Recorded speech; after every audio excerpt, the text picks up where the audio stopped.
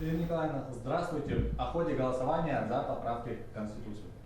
Добрый вечер, уважаемые телезрители, слушатели. В первую очередь хочу поблагодарить всех, кто уже принял участие в общероссийском голосовании по поправкам в Конституцию нашей страны. Вот сейчас половина седьмого вечера по якутскому времени, и остается буквально 1,5 часа, когда каждый гражданин нашей страны может еще все-таки принять участие в этом главном политическом событии года, которое проходит, откровенно говоря, в исключительных, таких беспрецедентных условиях по сложившейся обстановке сложной, санитарно-эпидемиологической, в условиях борьбы с распространением коронавирусной инфекции.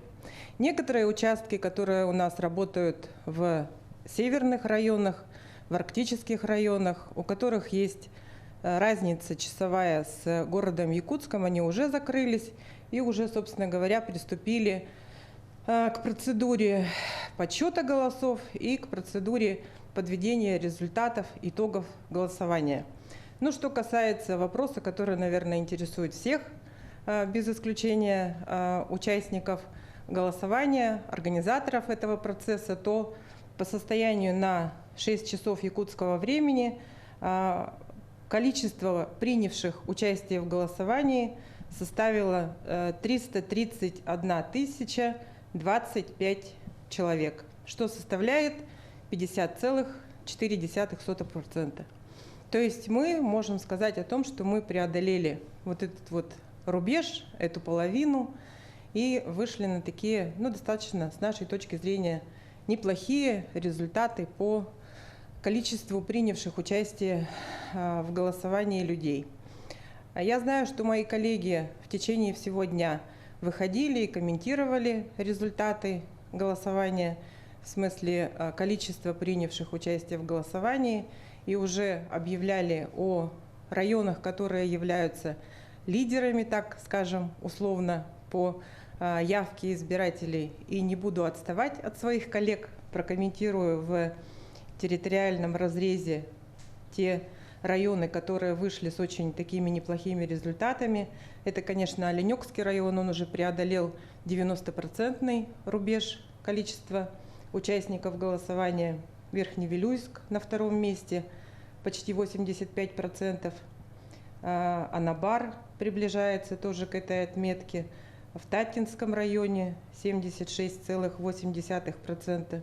И более 70% у таких районов, как Горный район, Усть-Алданский, Алаиховский, Вилюйский, Кобяйский, Жиганский, Среднеколымский, Амгинский, Мегино-Кангаласский, Момский, Чурапчинский, Нижнеколымский.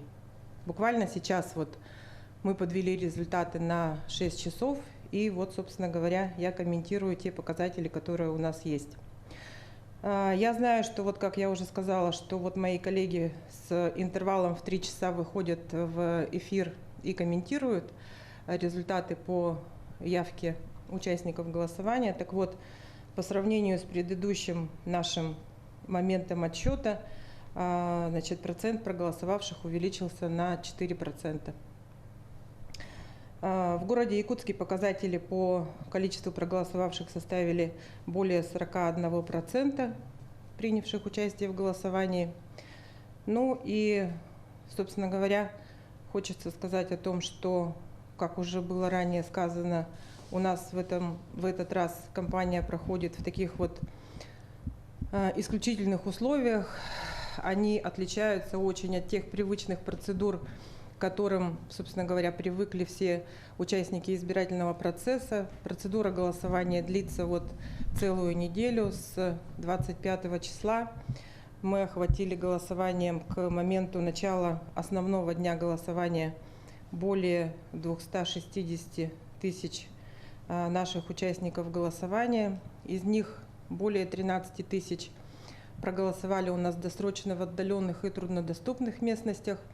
И в этом году у нас такая беспрецедентная ситуация, что у нас было создано очень большое количество временных участков для голосования, что было Продиктовано в том числе и условиями сложной санитарно-эпидемиологической обстановки, потому что некоторые предприятия недропользователи, которые были у нас предусмотрены на проведение досрочного голосования в отдаленных и труднодоступных местностях, собственно говоря, выразили определенную обеспокоенность процедурой внешних пользователей, что называется, и мы были вынуждены создать в таких вот территориях временные избирательные комиссии. Всего количество таких временных комиссий на территории республики составило 29 единиц.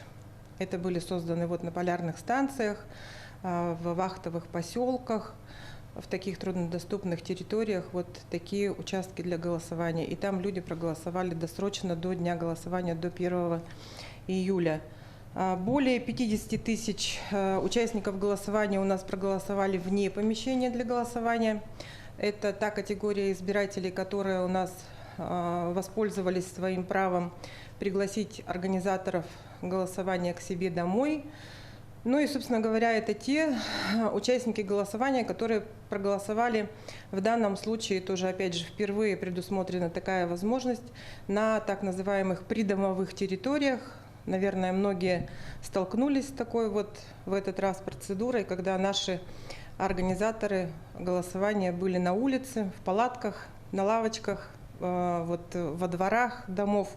И мы понимаем, что, анализируя ситуацию, можно сказать о том, что эта процедура вызвала определенное положительное отношение, положительную реакцию от наших участников голосования. И не исключено, что при и избирательных процедурах мы будем пользоваться вот такими механизмами и теми действиями, которые будут осуществлять организаторы выборов.